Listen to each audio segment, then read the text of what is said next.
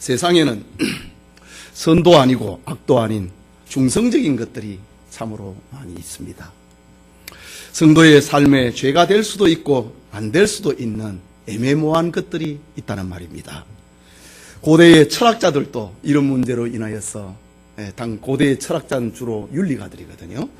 고대의 철학자들도 이런 일들에 대해서 고민하고 괴로워하다가 이 일에 대해서는 아디아포라라는 이름을 지었습니다. 아디아포라라는 이 말은 구별하기 어려운 것, 선인지 악인지, 해도 되는지 안 되는지 구별하기 어려운 것이라는 뜻을 가지고 있는 헬라말 아디아포라라고 하는 단어를 만들어내었습니다. 그들은 이 아디아포라에 대해서 우리가 어떤 손잡이를 짚느냐에 따라서 그 가치가 달라지는 것이다 라고 철학자들은 정의했습니다. 어떤 물건에 따라서 어디를 잡느냐에 따라서 그 가치가 달라지는 것입니다. 가령 나체의 모습을 하고 있는 한 여인의 그림이 있습니다. 어떤 사람은 그것을 예술적 가치가 뛰어난 걸작이라고 말을 합니다. 그런데 또 어떤 사람은 그것은 외설적이고 저질적인 것이다. 그게 무슨 작품이냐라고 평가를 해버리는 겁니다. 우리가 신앙생활을 하는 중에도 이와 비슷한 경우가 많이 있습니다. 미국 교회에서 실제로 일어났던 이야기입니다. 어떤 교회의 크리스마스 시즌에 사건이 발생했습니다. 사건의 발단은 예배당 안에 장식해 놓은 크리스마스 트리 때문이었습니다. 성탄절이 다가오자 몇몇 교인들이 이전에 그랬던 것처럼 트리를 예쁘고 화려하게 장식해서 교회당 앞 잘 보이는 곳에 올려 놓았습니다. 그런데 이 일에 몇몇 교인들이 의의를 제기하는 것입니다. 크리스마스의 트리는 성경에서 기원을 찾아볼 수가 없고 이것은 이교도의 풍습이 아닌가라고 문제를 제기한 것입니다. 그리고는 자기의 의견에 동조하는 몇몇 성도들을 규합을 해서 웅장하고 예쁜 크리스마스 트리를 끌어내가지고 교회당 안에 둘 수 없다. 그래서 교회당 밖 마당에다가 놔둔 것입니다. 그러자 열심과 정성으로 트리를 만들었던 교인들이 화가 났습니다. 여러분 안 그렇겠습니까? 화가 난 그들은 다시 트리를 들고 예배당 안으로 다시 들어왔습니다.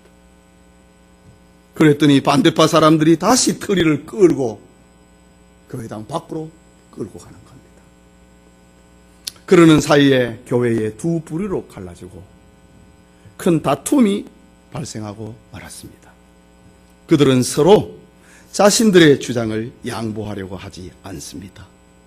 저들의 주장이 얼마나 강했던지 아무도 이 문제를 해결하지 아니하고 목사의 말도 안 듣게 되어버렸습니다.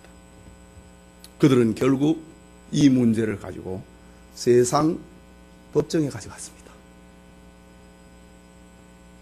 이 해괴한 사건 때문에 미국 신문에까지 보도가 되고만 이야기입니다. 여러분, 이런 문제를 사도 바울에게 묻는다면 바울은 뭐라고 대답하겠습니까? 바울은 아마도 별거 아닌 문제를 가지고 왜 이렇게 열을 내지? 당신들 마음대로 하세요. 바울은 분명히 그렇게 이야기할 것입니다. 바울을 통해서 들려주고 있는 메시지, 지난 시간에 우리는 로마서 14장 1절에서 12절을 통해서 교리와 관계되지 아니하는 생활의 문제, 본질과 관계없는 비본질의 문제에 대해서는 자기 생각, 자기 신앙 습관을 절대화하지 말라고 1절에서 12절까지 말을 했습니다. 비본질의 문제는 비판하거나 업신여기지 말고 여유롭고 관대하게 대하라는 것이 바울의 메시지입니다. 그것이 바울의 처방입니다. 오늘 우리는 본문에서 바울을 통해서 성도들의 비판하지 말라, 관대하라고 하는, 업신여기지 말라고 하는 거기에서 좀 더 나아가는 더 성숙한 윤리, 더 적극적인 윤리의 메시지를 우리에게 보여주고 있습니다. 이 시간 성숙한 윤리의식이라는 제목으로 로마서 강의 70번째 계속하고자 합니다.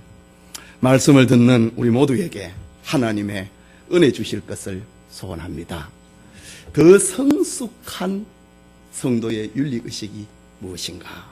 첫째로 모든 것을 사랑으로 하라 라는 겁니다. 여러분, 이게 기독교입니다. 본문 13절입니다. 우리 같이 읽겠습니다. 그런즉 우리가 다시는 서로 비판하지 말고 도리어 부딪힐 것이나 거칠 것을 형제 앞에 두지 아니하도록 주의하라.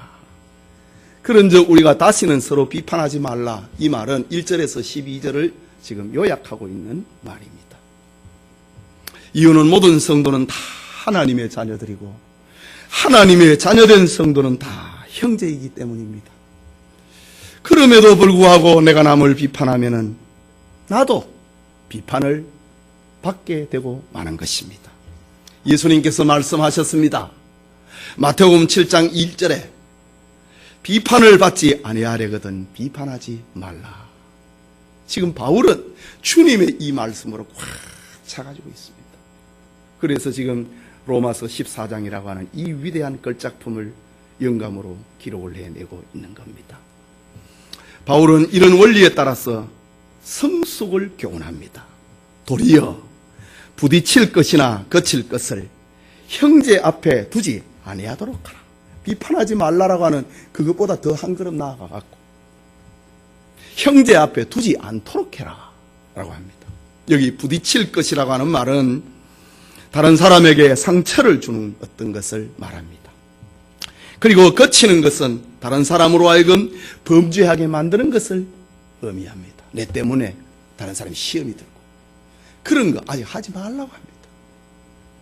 성숙한 성도는 남에게 상처를 입히지 말고 그들로 죄를 짓지 않도록 하라 라는 적극적인 윤리입니다. 여러분, 초대교회의 지도자들 가운데에도 큰 다툼이 일어난 사건이 기록에 보면 나옵니다. 유명한 교부요 감독이었던, 요즘 표현으로 하면 총회장입니다. 유명한 교부였던 크리소스톰과 에피파누스가 어떤 사소한 문제로 가지고 저들이 감정이 격해집니다. 교회의 당시의 최고의 지도자들입니다. 그리고 분을 내고 혈기를 부린 사건이 기록에 나옵니다. 이때의 에피파누스는 교부 감독 크리소스톰을 향하여서 말합니다. 니까지 것이 감독직을 계속하는가 보자. 흥분하며 저주에 가까운 말을 쏟아냈습니다. 그러자 크리소스톰도 여기에 지지 아니하고 맞받아서 너 같은 놈은 객사하고 말 거야. 이렇게 옥신각신 해버린 사건입니다. 여러분, 그런데 이런 다툼이 있고 난 다음에 정말 묘한 일이 벌어지고 말았습니다. 크리소스톰은 당시 교회의 박해자였던 유독시아 황후의 미움을 받아서 고막 감독직을 빼앗깁니다. 초대교회 이야기입니다. 그리고 유배지로 끌려가서 크리소스톰이 순교당합니다. 그리고 에피파누스는 구브로로 가는 길에서 정말 객사를 하고 말았습니다. 여러분, 서로 싸우고 다투고 비판하는 것은 정말 무서운 일입니다. 여러분, 우리 옛날에 어른들이 자식을 향하여서 막 꾸중할 때 말이 씨가 된다, 조심해라, 그런 말을 하지 않습니까? 사도 바울은 갈라디아서 5장 15절에 만일 서로 물고 먹으면 피차 멸망할까 조심하라 라고 권면했습니다. 서로 비판하고 서로 저주하지 말라는 말입니다. 서로 사랑해야 된다는 말입니다. 계속해서 14절을 읽겠습니다. 내가 주 예수 안에서 알고 확신하노니 무엇이든지 스스로 속된 것이 없으되 다만 속되게 여기는 그 사람에게는 속되니라 라고 합니다. 여기 스스로 속된 것이 없고 속되게 여기는 그 사람에게 속되다. 이것은 바울의 윤리학을 가르치는, 바울의 윤리학을 말해주고 있는 아주 중요한 구절입니다. 사도 바울은 먹는 것 그 자체가 나쁜 것은 없다고 합니다. 그러므로 성도는 음식이 신앙적으로 좋지 않다고 생각되면 그거 안 먹으면 되는 거고, 먹어도 된다고 생각하면 먹어도 되는 것입니다. 바울은 이런 정말 성숙한 윤리의식을 가지고 있었습니다. 이것은 예수님의 말씀에 근거한 것입니다. 마태복음 15장 11절에 예수님은 입으로 들어가는 것이 사람을 더럽게 하는 것이 아니라 입에서 나오는 그것이 사람을 더럽게 하느니라. 이 입으로 들어가는 거 안 더럽다고 합니다. 속된 것은 없다는 말입니다. 그것이 속되다고 생각하는 그것이 속되다고 합니다.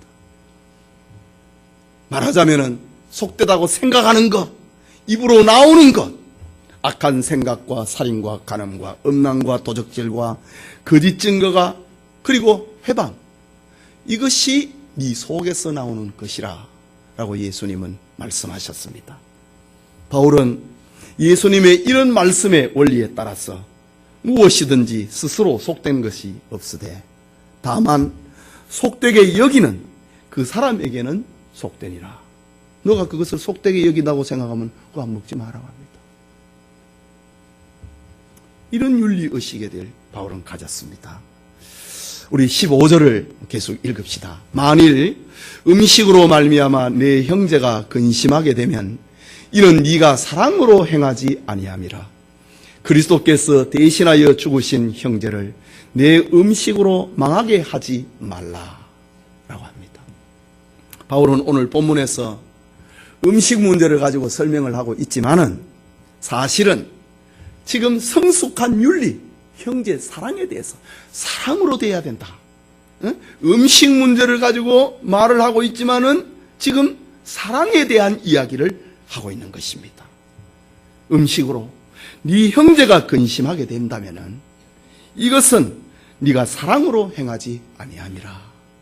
우리가 오늘 이런 성경 본문을 읽으면서 마음대로 해석을 한다고요. 아, 이 음식 가난한 사람에게 음식 나눠줘야 되는가 그렇게도 생각을 한다고요. 그러나 오늘 성경에서 얘기하고 있는 말은 아디아포라의 문제입니다. 시장에서 파는 음식이 우상의 제물인가 아닌가, 그것을 먹어야 되는가 안 먹어야 되는가, 나는 찝찝하기 때문에 나는 아예 고기를 안 먹겠다, 이런 사람들이 로마 교회 시대에 있었다 이거지. 음식을 가지고 그것을 가지고 시험을 하고 저것을 먹나 안 먹나 보자, 먹으면 죄인이다 안 먹으면 의인이다, 이렇게 생각하고 있는 사람들, 형제가 음식으로 말미암아 근심하게 된다면은 그것은 너가 사랑으로 대하지 않았기 때문이다 라고 말하고 있습니다. 그렇다면 우리가 아까 우리 서두에 생각을 했던 크리스마스 트리 사건, 우리가 해결할 수 있지 않겠습니까? 사랑입니다. 진리 문제 아닙니다. 왜 신자들이 법정에 갑니까? 예? 사랑으로 하지 않기 때문에 근심하게 되었다 라는 말입니다. 예수님은 요한복음 13장 35절에 너희가 서로 사랑하면 이로써 모든 사람이 너희가 내 제자인 줄 알리라 라고 했습니다. 사랑이라고 합니다. 여러분, 우리는 예수님의 피로 하나가 된 형제들입니다. 교회는 예수님의 피로 하나가 된 형제 자매들의 모임입니다. 그러니 하나님의 사랑을 가진 사람은 아디아포라의 문제를 가지고, 비본질의 문제를 가지고, 진리 문제가 아닌 비진리의 문제를 가지고 형제를 평가하거나 업신여거나 비판해서는 안 되는 것입니다. 그런데 우리가 이런 삶을 산다고 하는 것, 이것을 실천한다고 하는 것이 왜 이렇게 어렵습니까? 교회에 시비와 다툼이 일어나는 것 진리 문제 때문입니까? 아닙니다. 비본질의 문제 때문에 안 그렇습니까? 왜 이걸 알면서도 우리가 실천이 안 되느냐 이겁니다. 왜 이렇게 이것이 어렵느냐 이겁니다. 사랑을 실천하기 위해서는 자기 희생이 따라야 되기 때문입니다. 여러분, 자기 희생을 안 하려고 합니다. 자기 희생이라고 하는 것은 자기를 포기하는 것입니다. 사람들의 삶의 주체는 다 나로부터 시작합니다. 가치의 기준도 내고 판단의 기준도 내고 자기에게 맞춥니다. 그래서 다른 사람이 아무리 좋다고 해도 내가 싫으면 그건 싫은 겁니다. 이게 사랑으로 하지 않는 겁니다. 사랑은 자기 생각을 접는 거거든요. 그러나 내가 좋으면 또 다 좋은 겁니다. 이런 일로 인하여서 지상의 교회는 다툼이 끊이지를 않는 것입니다. 그러나 하나님의 사랑을 가지고 있는 성도는 자기를 주장하지 않는 것입니다. 도리어 형제를 이해합니다. 양보합니다. 배려합니다. 남을 생각합니다. 지금 바울이 말을 하고 있는 이 성숙한 윤리의식, 이것이 바로 사랑으로 하라고 하는 겁니다. 이것이 성숙한 그리스도인의 인격이고 성령이 충만한 성령으로 사는 성도의 모습이라고 하는 것입니다. 그래서 바울은 그리스도께서 대신하여 죽으신 형제를 네 음식으로 망하게 하지 말라. 사소한 문제를 가지고, 아디아포라의 문제를 가지고, 그리스도가 그를 위해서 죽었는데 이 사소한 문제를 가지고 형제로 망하게 하지 말라 라고 합니다. 예수님께서 성도 한 사람 한 사람을 위해서 십자가를 지셨습니다. 그러니 우리 모두는 다 존귀한 사람들입니다. 성경은 우리를 존귀한 존재라고 말을 합니다. 그러니 바울은 먹는 문제로 인하여서 아디아포라의 문제를 가지고 형제를 망하게 하지 말라. 여기 망한다고 하는 이 말은 지옥 간다는 말은 아닙니다. 신앙생활에 하면서 근심 때도록 만들지 말라.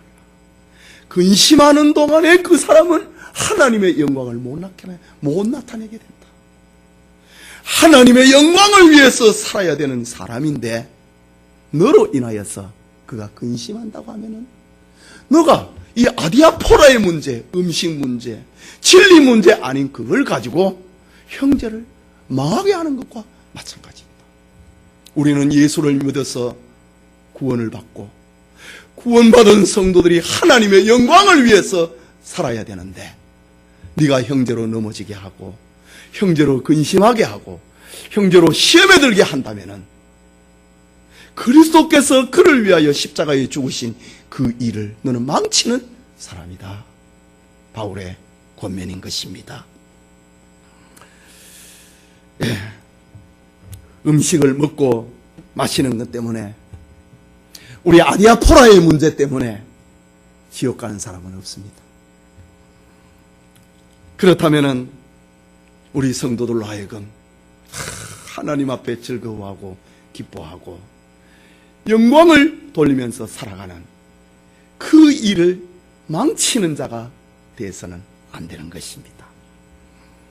예수님께서 그를 위하여 가장 귀한 생명까지 지불했는데 너는 그 형제의 먹고 마시는 문제까지도 넘어가지 아니하고 그것을 시비하고 거기에 상처를 주고 그를 넘어뜨렸느냐? 너는 하나님의 일을 망치는 사람이 아닌가? 라는 바울의 따가운 교훈입니다. 그래서 바울은 16절에 기록을 합니다. 같이 읽읍시다.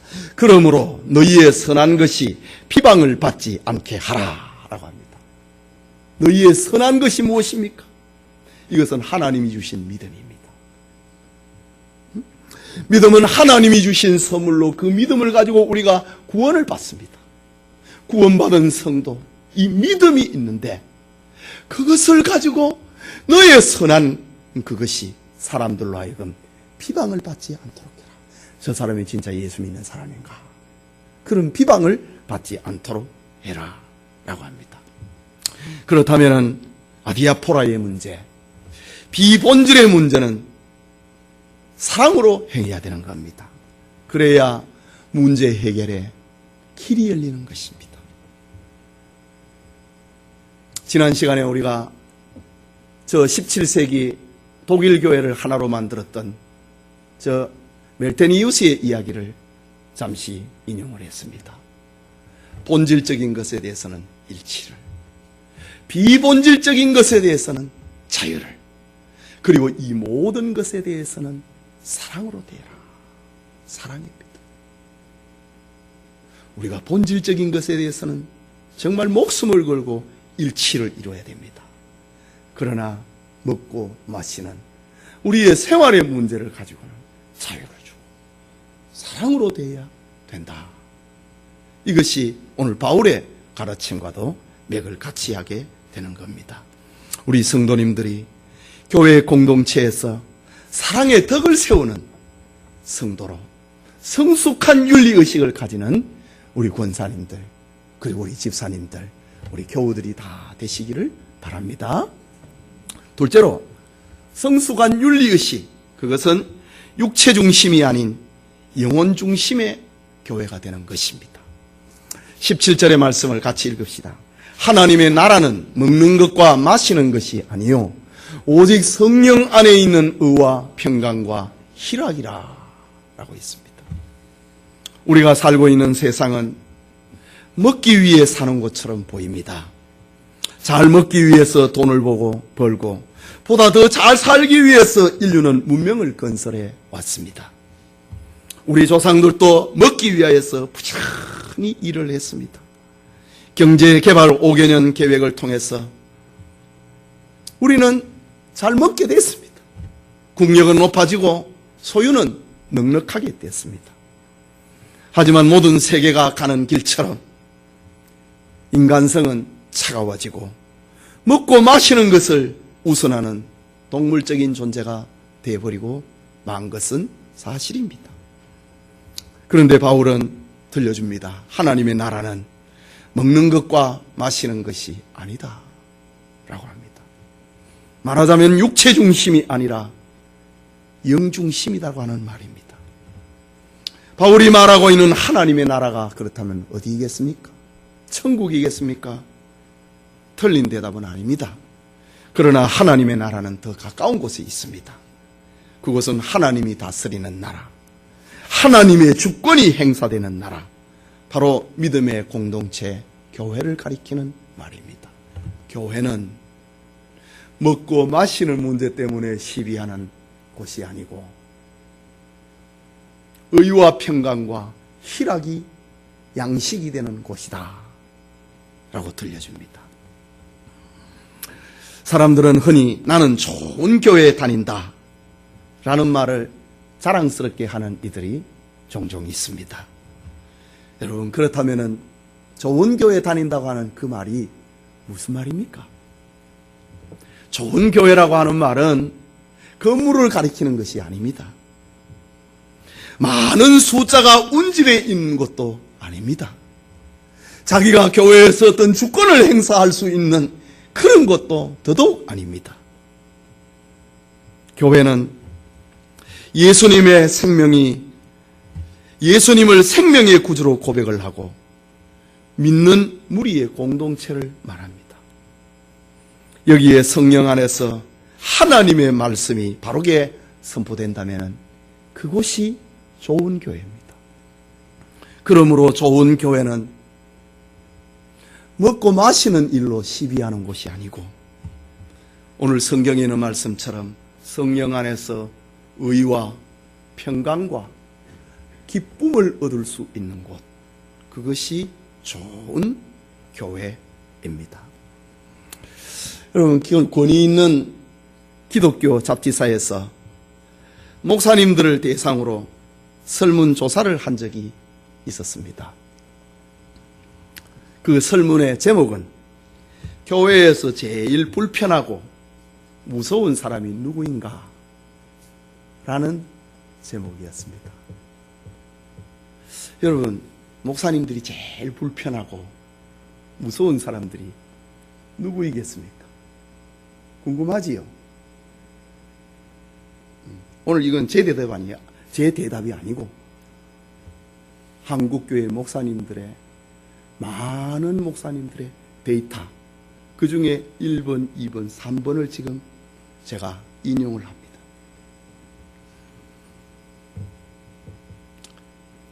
목사님들이 교회에 목회를 하면서 제일 불편하고 무서운 사람들에 대해서 제일 많이 기록한 사람들이, 첫째, 40일 금식 기도하는 사람이라고 합니다. 둘째, 철학기도 잘하는 사람이라고 합니다. 셋째, 신학 공부한 장로님이라고 합니다. 그렇다고 금식과 기도와 신학을 버리라는 말은 절대로 아닙니다. 금식과 철학기도와 신학은 개인적인 영적 성장을 위해서는 너무 필요한 것입니다. 하나님 앞에 쓰임을 받는 정말 소중한 도구가 금식이고, 기도 열심히 하는 거고, 신학을 공부하는 겁니다. 그런데 왜 교회를 목양하는 목사님들이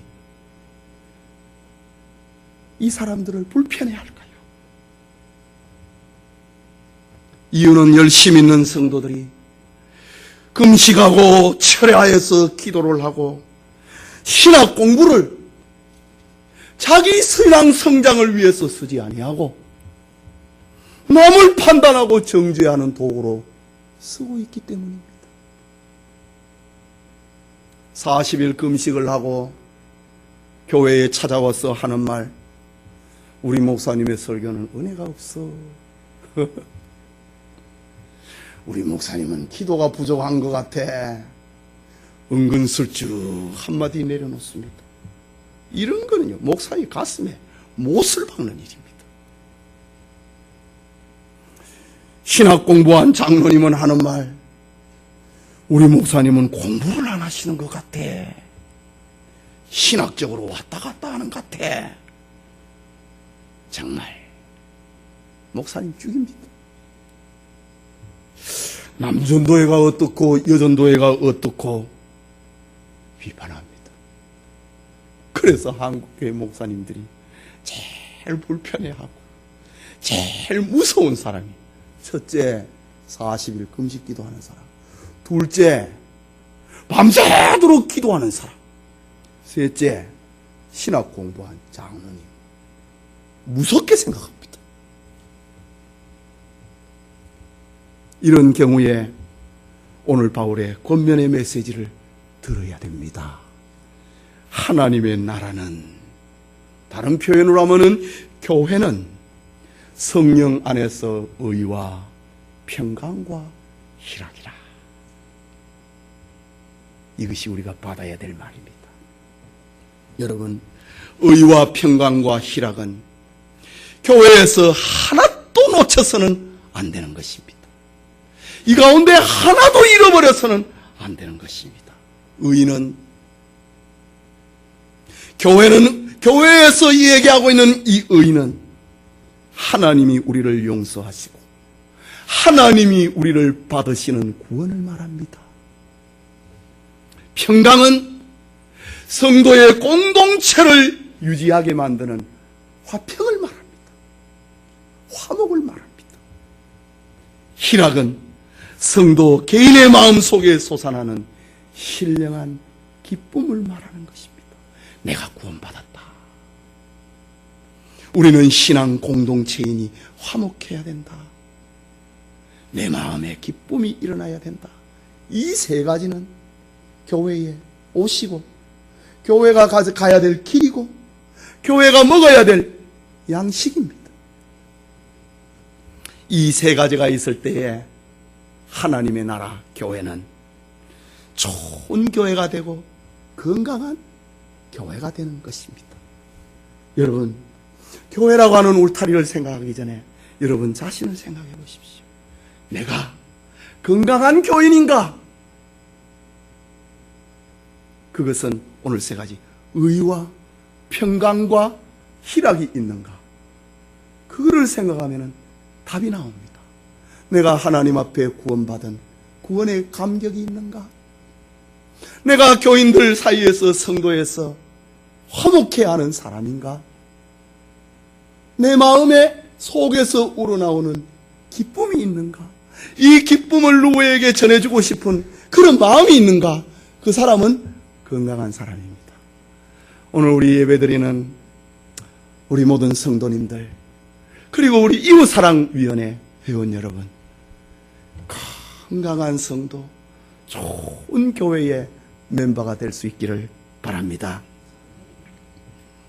그렇다면 교회는 부자냐 가난하냐, 병들었느냐 건강하느냐, 무엇을 먹고 무엇을 마시느냐, 어떻게 먹고 어떻게 마시느냐, 이런 육신의 문제가 중심이 되는 게 좋은 교회가 아니고 의와 평강과 희락을 가졌느냐, 이것이 중심이 되는 교회가 좋은 교회가 되는 것입니다.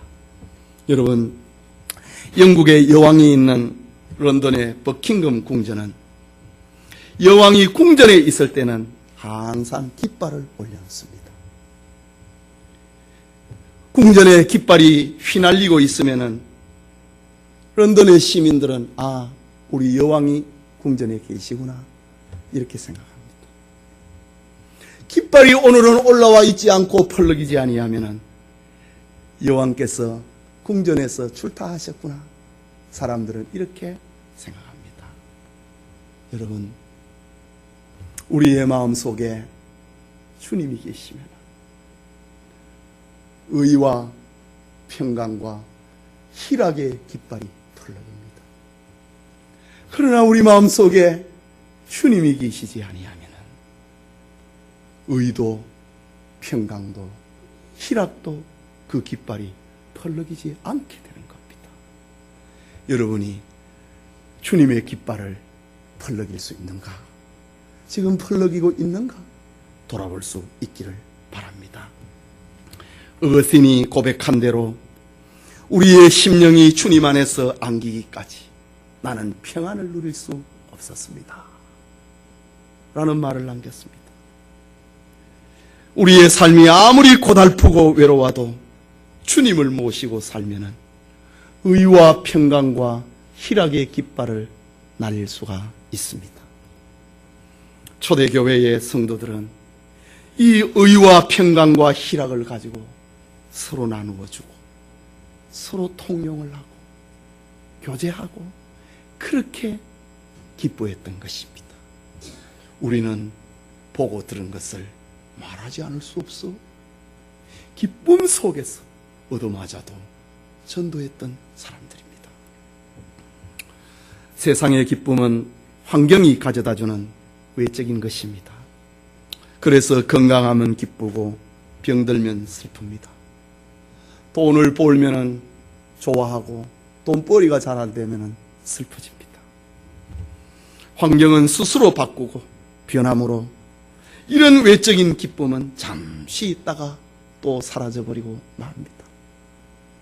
오늘은 아주 즐겁게 찬송을 하다가 다음 주 되면 벙어리가 되는 경우가 또 얼마나 많습니까?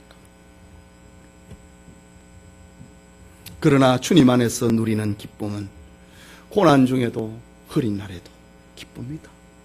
왜 그렇습니까? 하나님이 그 안에 계시기 때문입니다. 하나님이 그를 다스려 주시기 때문입니다. 바울은 하나님이 자기 안에 계시고 하나님이 자기를 다스려 주시기 때문에 감옥 속에서도 찬송하고 기도했다고 합니다. 여러분, 매를 맞아갖고 등살과 옷이 붙어갖고 아파하는데 여기에 기쁨이 노래가 나오겠습니까? 그러나 하나님께서 바울을 다스리니 그 고통 중에도 찬송하고 기뻐했다. 옥토가 흔들렸다. 손에 착고가 부러졌다. 간수는 아이고 죄인이 도망갔나 보다. 나는 내일 아침은 죽는데 오늘 내가 자결하고 말자. 그때에 바울이 이 사람아 우리 도망 안 갔다. 간수가 하는 말, 내가 어떻게 해야 구원을 얻으리까? 주 예수를 믿으라. 그리하면 너와 네 집이 구원을 얻으리라. 여러분, 이것이 복음입니다. 이것이 그리스도인의 삶의 모습입니다. 초대교회 성도들은 이 기쁨을 가지고 원형극장에서 사자의 밥이 되었고 장작더미 위에서 화형을 당하기도 했습니다. 스데반은 이 기쁨을 가지고 자기에게 돌을 던지는 자를 위해서 기도할 수 있었습니다. 베드로는 이 기쁨을 간직한 채 거꾸로 십자가에 매달려 죽었고, 바울은 이 기쁨을 가지고 목베임을 당해서 순교하기도 했습니다. 계속해서 18절을 봅니다. 같이 읽읍시다. 이로써 그리스도를 섬기는 자는 하나님을 기쁘시게 하며 사람에게도 칭찬을 받느니라. 성숙한 성도는 하나님을 기쁘시게 하고 자기 마음도 기쁘고 사람들로부터 칭찬받는다고 합니다. 우리는 예수님의 말씀처럼 산 위에 올려져 있는 동네처럼 되어 있기 때문에 산 위에 세워진 동네는 뭘 숨길 수가 없습니다. 우리 서울 시내는 거의 평지에 집이 지어져 있지만은 팔레스타인 지역에는 이 산들이 많기 때문에 집들은 주로 산 위로 올라가고 논밭은 산 밑으로 내려옵니다. 집은 산 위에 지어집니다. 산 위에 있는 집은 숨길 수가 없습니다. 이것을 보신 예수님은 제자들을 향하여 너희는 산 위에 세워져 있는 동네와 같다. 사람들이 너희 다 보고 있다. 너희들이 하나님을 기쁘시게 하면 사람들로부터도 칭찬을 받고 너희 마음이 기쁨을 누리게 될 것이다 라고 말씀했습니다. 그런데 칭찬받는 그리스도인이 되지 못하고 비난받는 교인이 되는 것은 왜이겠습니까? 우리의 신앙생활을 육신 위주로 살고 영 위주로 살지 않기 때문입니다. 내세 중심이 아니라 이 현세 중심으로 살아가고 있기 때문입니다. 주님 중심이 아니라 내 중심으로 살고 있기 때문에 산 위에 있는 동네처럼 숨기지 못하는 너희 존재가 사람들로부터 칭찬받지 못하고 너희들이 기쁨을 누리지 못하는 이유가 바로 그것이라고 말씀했습니다.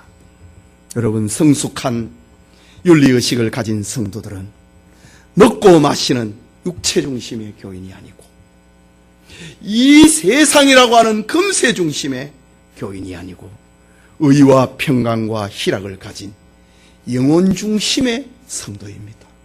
내세 중심의 성도입니다. 이런 성숙한 윤리의식을 가지는 우리 성도님 되시기를 소원합니다.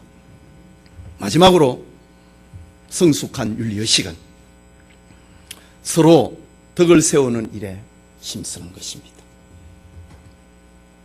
서로 덕을 세우라고 합니다. 교인들에게 서로, 내만 그러면 손해 아니냐, 그런 소리 없도록 서로 덕을 세워라.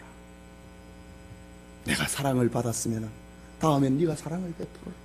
서로 덕을 세우는 것, 이것이 서로 덕을 세우기 위해서 살아가는 것, 이것이 성숙한 교인의 모습입니다.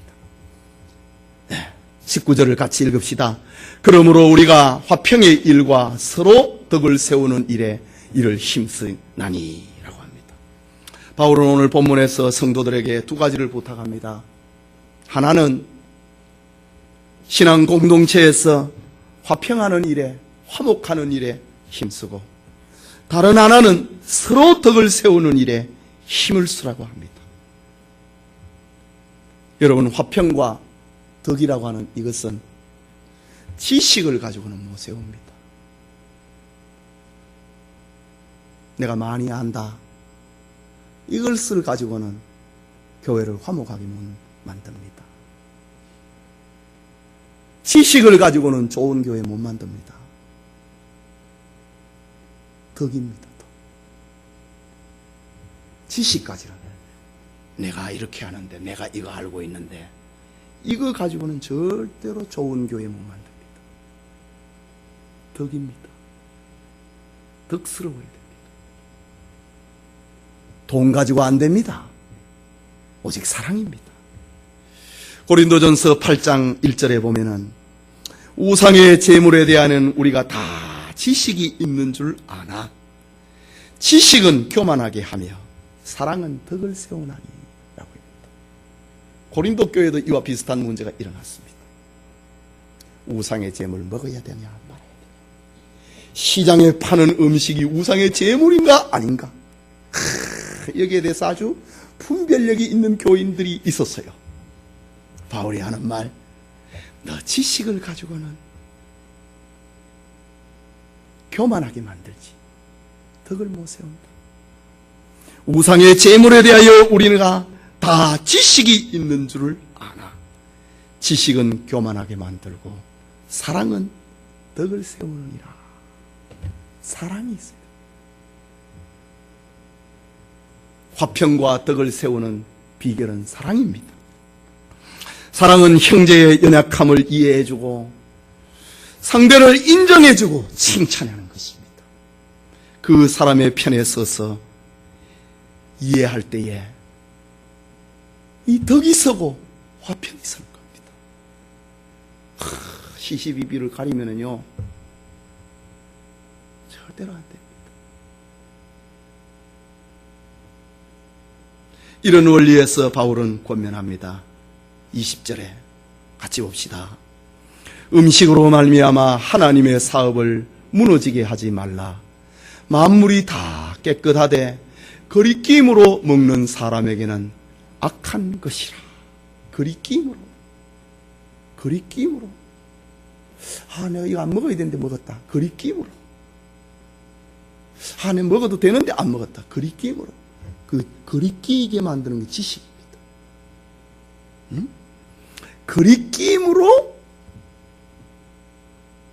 먹는 것은 악한 것이다.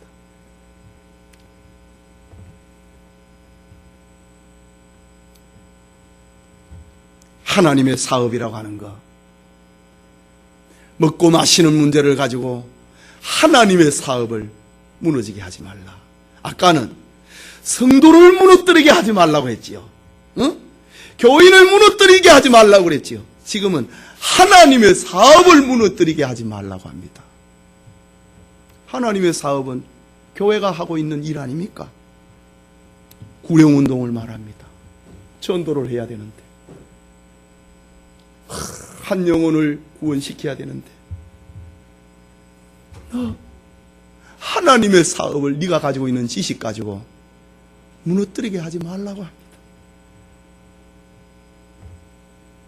우리의 언어 생활을 보고 우리의 삶의 모습을 보고 세상의 사람들이 믿는 자의 모습으로 나와야 된다는 말입니다.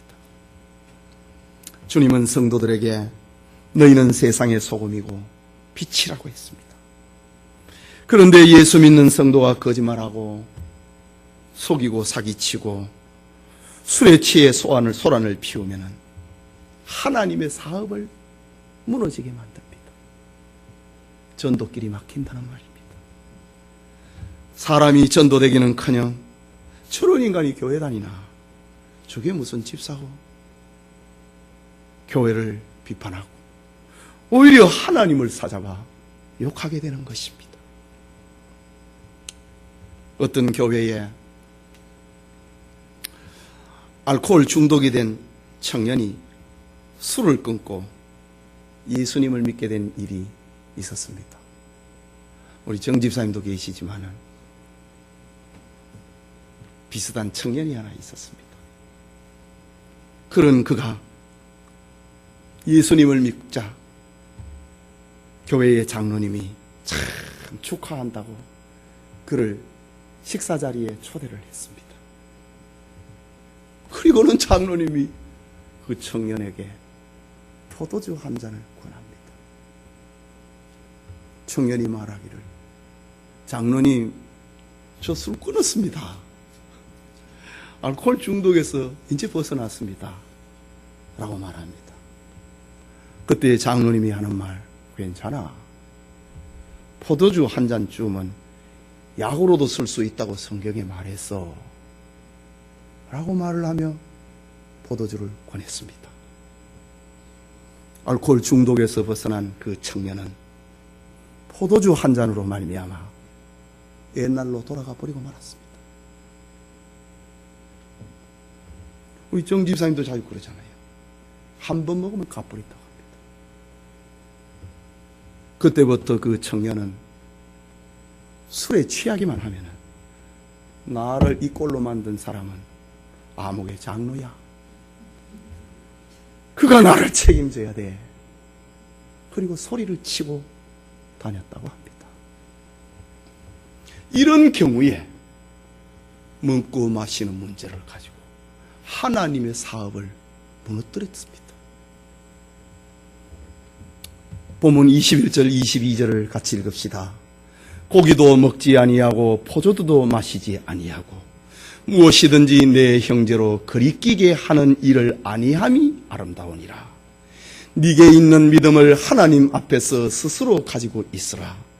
자기가 옳다 하는 바로 자기를 정죄하지 아니하는 자는 복이 있도다. 그 장로님은 포도주 한 잔을 마셔도 되는 신앙을 가지고 있어요. 아, 이건 약이다. 그런데 왜 그거를 다른 사람에 적용해요? 오늘 성경이 그겁니다. 고기도 먹지 아니하고 포도주도 마시지 아니하고 무엇이든지 내 형제로 거리끼게 하는 일을 아니함이 아름다움이라. 형제를 넘어뜨리지 않게 만드는 것이 아름다움이라. 네게 있는 믿음을 하나님 앞에 스스로 가지고 있으라. 여러분, 하나님 앞에 어떤 신비를 체험했습니까? 그거 여러분 마음속에 간직을 하세요. 그것을 왜 우리 교인들은 그런 은사를 체험 못해? 이렇게 하면은 무너뜨리는 겁니다. 하나님의 은혜를 무너뜨리는 겁니다. 오늘 성경에 네게 있는 믿음을 하나님 앞에 스스로 가지고 있으라. 그것을 가지고 네 믿음을 건강하도록 만드는 재료로 만들어야지.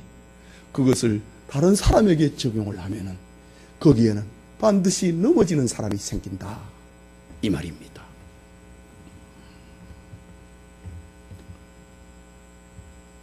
사도 바울은 결심을 합니다. 고린도전서 8장 13절에 보면 오늘 로마 교회하고 비슷한 일이 고린도 교회는 더 노골적으로 드러났습니다. 고린도전서 8장 13절에 그러므로 만일 음식이 내 형제를 실족하게 한다면 나는 영원히 고기를 먹지 아니하며 내 형제를 실족하지 않게 하리라. 이게 바울의 윤리관입니다. 고기 문제입니다. 우리 고기 먹어야 돼. 그런 게 아니고 지금 고린도 교회에 팔리는 그 고기는 신전에 들어갔다 나온 고기입니다. 이 우상 제물이냐 아니냐? 응? 바울은 먹는데 너는 왜 안 먹느냐? 이런 걸로 가지고 내 때문에 누군가가 거리끼고 신앙이 고통을 당하게 된다면 바울은 나는 영원히 고기를 먹지 아니하여 내 형제를 실족하지 않게 할 것이다. 바울의 윤리관입니다. 이것이 성숙한 그리스도인의 모습이요, 형제를 사랑하는 윤리의식을 가진 성도의 모습입니다. 여러분, 신앙생활은 내 마음을 주님께 보이는 것입니다. 네게 있는 믿음을 하나님 앞에 스스로 가지고 있으라 라고 하지 않았어요? 사람들 앞에 보이는 것보다 하나님 앞에 보이는 것이 바른 신앙입니다. 성숙한 신앙입니다. 그런데 오늘날 많은 교인들이 사람들 앞에 자기 믿음을 나타내려고 합니다. 그것은 성숙되지 못한 것입니다. 참 믿음은 주님께 내 마음을 보이는 것입니다. 하나님 앞에 내 신앙을 지키는 것, 그것이 진짜 믿음이라고 하는 사실입니다. 이제 바울의 결론적 메시지를 들려줍니다. 23절에 같이 읽읍시다. 의심하고 먹는 자는 정죄에 되었나니 이는 믿음을 따라하지 아니하였기 때문이라. 믿음을 따라하지 아니하는 것은 다 죄니라. 이건 지옥 가는 죄는 아니고 이거는 사람을 무너뜨리게 만드는, 하나님의 사업을, 이웃을 무너뜨리게 만드는 죄가 된다라는 말입니다. 먹는 것도 마시는 것도 의심하지 말고 믿음으로 먹어라. 거리 끼느냐? 그럼 먹지 말아라. 믿음으로 쫓아하지 아니하는 것은 다 죄인이다. 너가 먹지 않아야 된다고 하는 그런 믿음이 있느냐? 그러면 안 먹어야 돼 라는 겁니다. 우리 신앙인들은 모든 것을 믿음으로 해야 됩니다. 이런 경우에 믿음이라고 하는 것은 하나님의 말씀의 원리를 깨닫는 확신입니다. 로마서의 주제처럼 오직 의인은 믿음으로 사는 것입니다. 강한 자에게는, 믿음이 강한 자에게는 자기 소신을 그대로 유지하고, 믿음이 약한 자에게는 이랬다 저랬다 하지 말라는 것입니다. 믿음으로 하지 아니하는 자는 다 죄라고 합니다. 그러므로 성도는 덕을 세우기 위해서 힘써야 된다라고 합니다. 성도 여러분, 내게는 옳은데 다른 사람에게는 옳은 일이 되지 않을 수 있습니다. 가장 쉬운 예가 음식입니다. 바울이 오늘 성경을 통해서 음식 문제를 가지고 말했듯이 우리도 이 문제를 이해하는 데 가장 편리한 것이 음식의 예화입니다. 내 입맛에는 맛있는데 저 사람에게는 맛이 없습니다. 여러분은 그런 경우를 경험하지 않았습니까? 내가 만든 음식이 사람들이 다 맛있다고 합니까? 그런 경우는 없잖아요. 다 맛없다 그러는데 또 맛있다고 하는 사람도 있습니다. 이런 경우에 교회에서 덕을 세우고 성숙한 윤리를 갖는다고 하는 것이 무엇이겠습니까? 내가 옳고 너는 틀렸다고 말하겠습니까? 맛있는데 왜 너 맛없다고 그래? 이러겠습니까? 맛없는데 왜 너는 맛있다고 해? 이러겠습니까? 너는 옳고 내가 틀렸다고 하겠습니까? 우리가 이 세상을 살면서 자기 생각만 옳다고 생각하면 가정도 무너지고 깨집니다. 자기 생각만 옳다고 하면 가정이라 할지라도 깨집니다. 내가 그러면 그것이 옳다고 고집하는 것처럼 무서운 것이 세상에 없습니다. 몇 주 전에 제가 설교를 하면서 서울대 이면우 교수가 쓴 신사고 이론 20가지라고 하는 그 책에서 한 부분을 발췌해서 예화로 사용한 적이 있습니다. 우리 사회의 발전을 가로막는 3가지 부류의 공적을 소개를 했습니다. 그것이 무식한 사람이 전문직에 앉아있는 경우고, 무식한 사람이 소신을 가지고 있는 거고, 무식한 사람이 부지런한 경우입니다. 제대로 알지도 못하면서 높은 자리에 앉아있다. 이것은 사회의 발전뿐만 아니라 교회의 발전을 저해하는 겁니다. 뭘 모르면서 소신이 있다면 이게 얼마나 힘든 일입니까? 다른 사람 죽어납니다. 뭘 모르면서 열심을 부리면 이게 얼마나 힘든 일입니까? 세상의 변화 가운데 가장 변하기 어려운 것이 사람의 마음입니다. 하지만 가능성이 있다면 그에게 변화의 눈을 뜨는 것입니다. 변화에는 공식이 있습니다. 사람과 사람 사이에 사랑과 신뢰의 관계가 깊어지고 믿어지게 되면 그 사람의 의견에 대해서 조금 귀를 열어줍니다. 관계가 형성이 안 되면 내 생각과 다른 사람의 다른 생각을 가진 이에 대해서는 귀를 닫아버립니다. 그러나 관계가 깊어지면 왜 그랬을까? 한 번쯤 그렇게 생각을 하게 됩니다. 자기 생각을 조금 바꾸어 보고 싶은 그런 마음의 변화가 일어납니다. 그러나 우리에게는 이것보다 더 확실한 변화의 주체가 있습니다. 그것은 오순절에 베드로를 비롯한 제자들과 성도들을 바꾸어 놓았던 성령의 역사입니다. 오늘 우리의 마음에도 성령의 역사로 변화의 불꽃이 타오르기를 원합니다. 사랑의 불꽃이 점화되기를 원합니다. 내 안에 어떤 사람이라도 검을 내려놓게 만드는 사랑의 불꽃이 임하기를 소원합니다. 영적인 세계는 아주 복잡한 것 같지만 아주 단순합니다. 하나님의 영이신 성령이 우리 안에 임하시면 모든 문제는 다 해결이 됩니다.